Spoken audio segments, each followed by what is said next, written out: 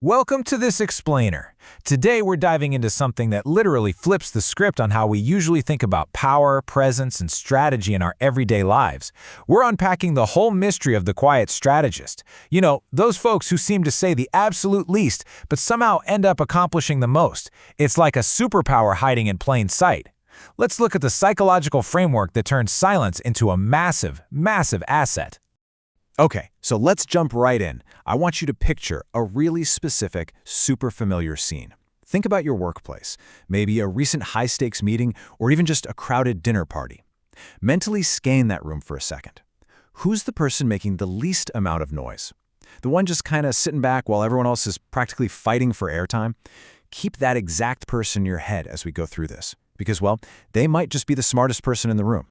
We've all seen this unassuming person, right? They're posted up in the corner of a meeting or standing quietly at the edge of the party, saying almost nothing.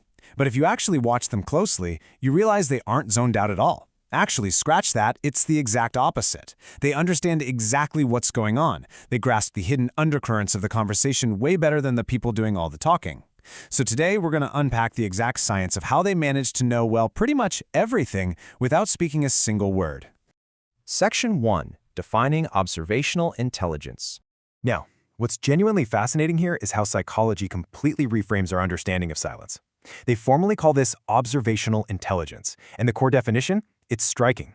It happens when your brain learns more from what others reveal than from what you say yourself.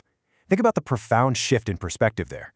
Most of us, we feel like we have to speak to contribute or assert our dominance. But the quiet observer, they use silence not as a lack of input, but as a highly active, incredibly efficient way of gathering intel. Basically, they're just letting everyone else lay all their cards on the table first.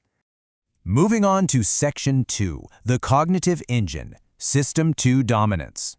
To understand how this actually operates in the brain, we need to look at System 2 dominance. Our brains generally have this fast, reactive mode, that's System 1, and a slower, much more analytical mode, System 2. The quiet observer intentionally bypasses those immediate, off-the-cuff System 1 reactions that most of us just naturally default to.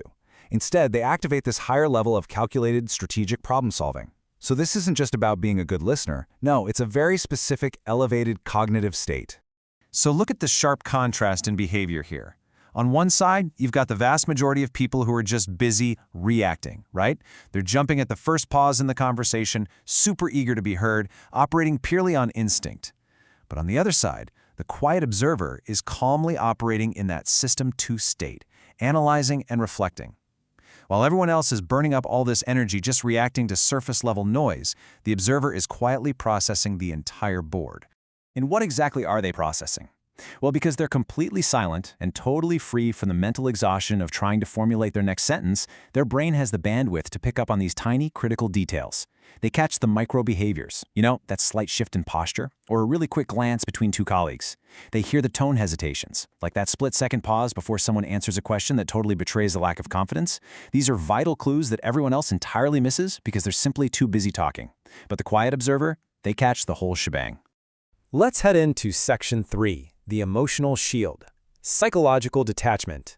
Psychological detachment is an absolute game changer. The sources define this as the practice of watching a situation unfold without getting emotionally swept up in the drama.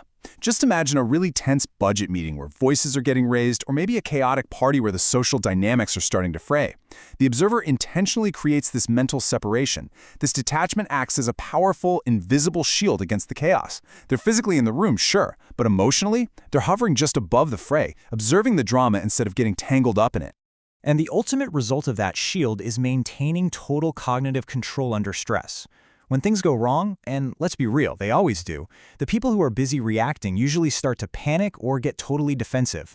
But the quiet observer, because they've been detached, analyzing, and reflecting this whole time, they automatically remain the most logical person in the room.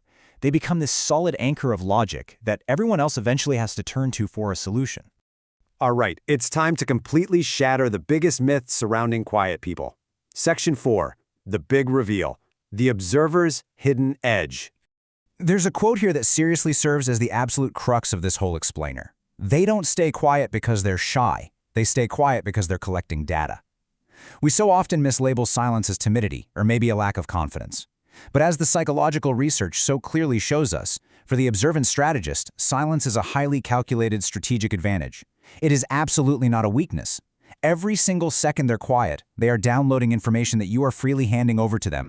And the big so what you should take away from this is that all this observational data collection ultimately gives them a distinct, hidden edge in literally every social situation. Whether it's a tense boardroom negotiation or just navigating a really complex friendship dynamic, the person with the most accurate data usually wins, right? By turning observation into action, the quiet strategist leverages that data into true, undeniable influence. They might speak less, but when they do speak, it lands with absolute precision because it is backed by the reality of what's actually happening in the room. As we wrap up this explainer, I really want to leave you with a final, provocative thought to challenge your own approach. The very next time you step into a meeting, a dinner party, or any kind of stressful situation, take a breath and ask yourself, are you busy reacting or are you observing? Remember the power of the silent strategist. Sometimes the most powerful thing you can possibly say is nothing at all. Try letting your brain learn from what others reveal, and just watch how quickly you gain that hidden edge. Thanks for hanging out with me for this explainer, and hey, keep observing.